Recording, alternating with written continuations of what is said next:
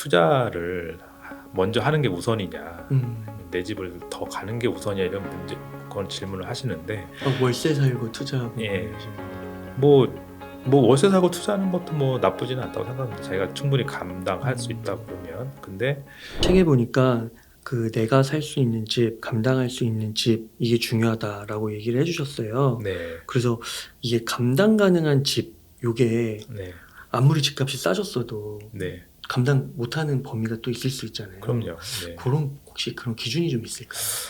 그건 굉장히 개인적인 기준이긴 할 텐데, 음. 뭐 내가 이 집을 사서 그야말로 이 집을 내가 살면서 내야 될 비용들에 대해서 감당이 가능한가를 따지는 게 아닐까라는 생각이 듭니다. 예를 들어서 대출 이자가 내 가계의 절반을 차지하더라도 나머지 절반으로 충분히 살 수 있는 사람이라면, 예를 들어 신혼부부 같이 뭐 별도의 비용, 애기 육아 비용 같은 것이 들지 않는 부부라면 뭐 그러면 감당 가능한 집이겠죠.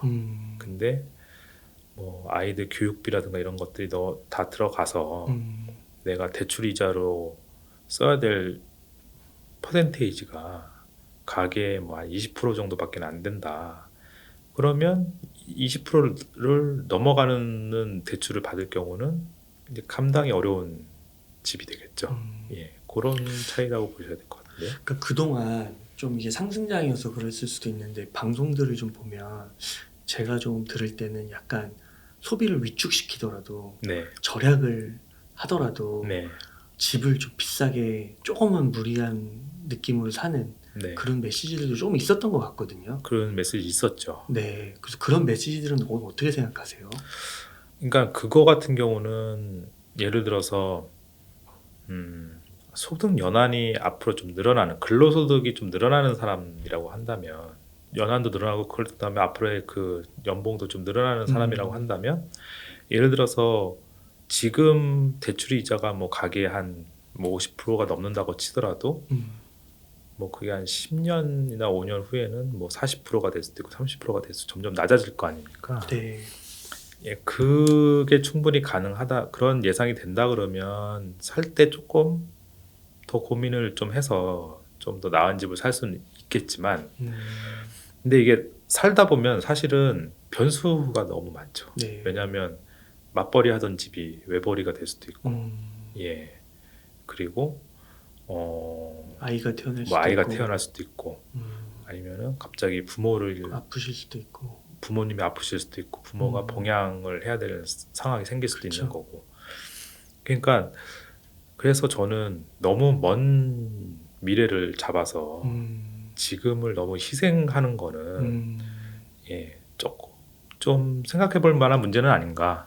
예를 들어서 그렇죠. 뭐 5년 정도의 미래를 보고 뭐 계획을 짠다 그러면은 뭐 5년 정도야 그렇다 치는데, 예를 들어서 뭐 10년, 20년의 계획을 보고 지금 엄청나게 무리를 해서 뭔가를 해보겠다라고 하는 거는 사실 예, 하락장을 10년을 경험해 본 제 입장에서는 별로 추천드리고 싶진 않습니다. 네, 10년 동안 많은 일이 일어나기 때문에. 네, 그리고 되게 책에서 제가 인상 깊었던 게 그 실거주의 완성, 네, 그 다음에 투자를 생각하는 거, 네. 그 부분 한번 설명해 주시면 좋을 것 같아요.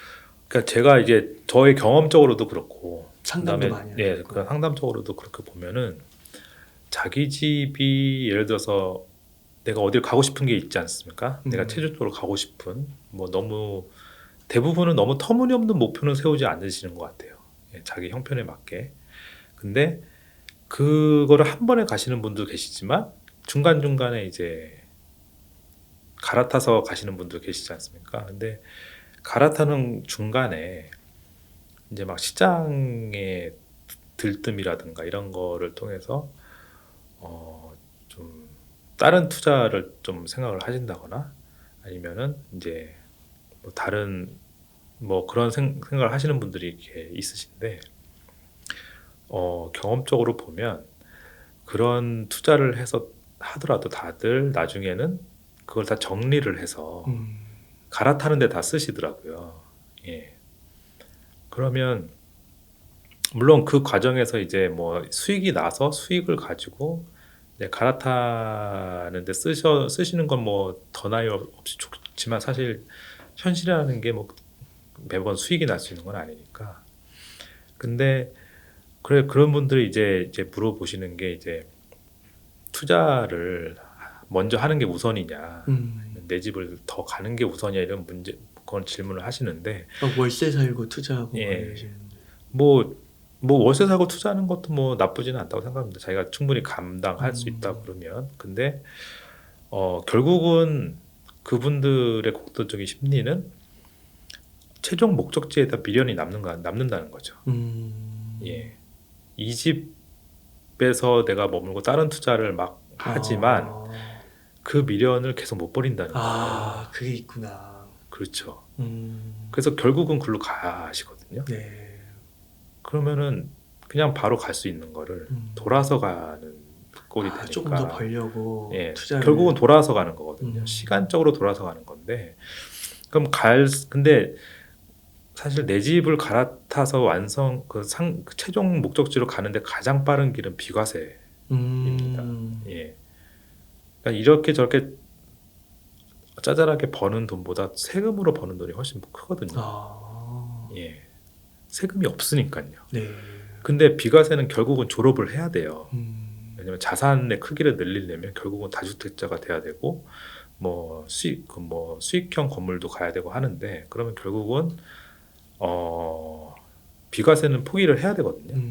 근데 내 집이 완성이 되지 않은 상황에서는 비과세를 최대한 빨리 활용해서 일찍 최대한 신속하게 간 다음에 그 다음에 하는 게 심적으로 미련이 남지 않고 된다는 거죠. 근데 이제 거기서 전제는 이제 최종 목적지에 대한 타협은 분명히 좀 해야 될 필요가 있다.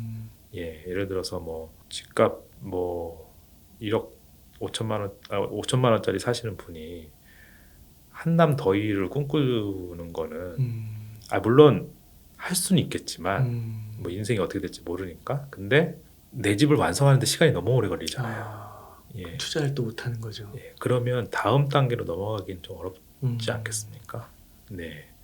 그거 외에도 이제 경제적 자유라는 또 목표가 있는 분이라면 사실 집 한 채로 계속 끝까지 가는 거는 경제적 자유하고는 사실 크게 관련은 없으니까. 네.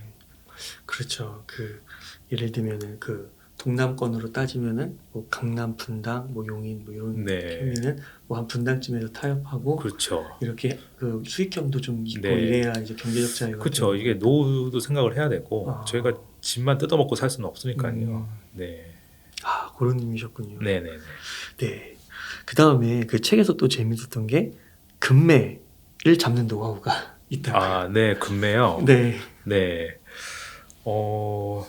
사실 금매를 잡는 거는 이게 금매를 내놓는 사람의 심리를 좀 생각을 할 필요가 있는데 금매라는 거는 급해서 내놓은 물건이거든요. 그러니까 마음이 급해서 내놓은 물건이라는 얘기는 마음을 급하게 만드는 이유가 있는 거 아닙니까? 그게 뭐 시간에 쪽으로 보통은 이제 시간적인 쫓김 때문에 그렇게 내놓으시는 거죠. 그러면 첫 번째 생각할 거는 이게 진짜 금매인지 아닌지를 좀 먼저 판단해 볼 필요가 있는 건데 뭐 예를 들어서 뭐 원래 로얄층하고 뭐 저층 사이에 원래 갭이 한 1억 정도였는데 그게 뭐 7천만 원으로 줄었다. 그러면 어디가 금매인가요? 로얄층이 금매죠. 예. 저층의 사람이 가격을 올리지는 않았을 테니까요. 네. 예. 근데 반대로 원래 가격이 5천만 원이었는데 그게 7천만 원이 됐다. 그러면 1층이 금매죠. 네. 왜냐면 로열층이 가격을 더 올릴 일은 없으니까요. 네. 예.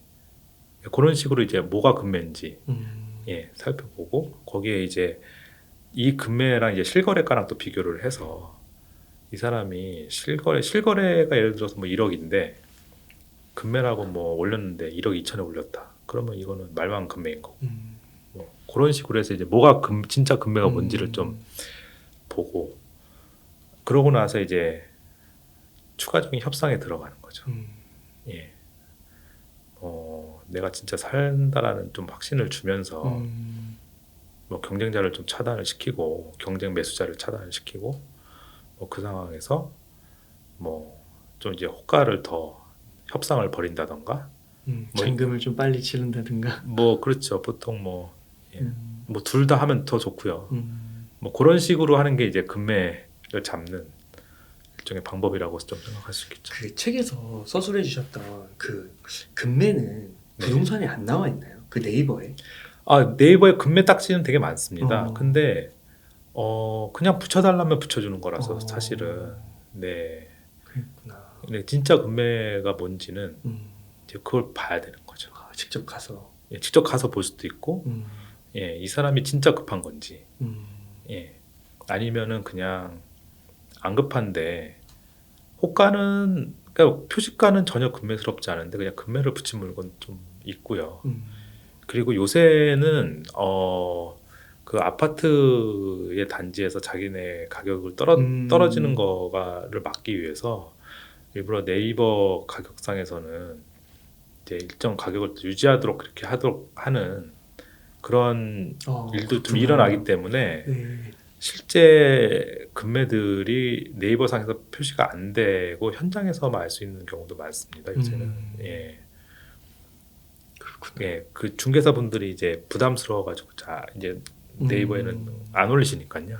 그렇죠. 네. 아무래도 또 맡기셔야 되니까 관계가 좋아야 되니까. 그렇죠. 그것도 지역에서 또 밑보이면 안 되는 부분도 그렇죠. 있고.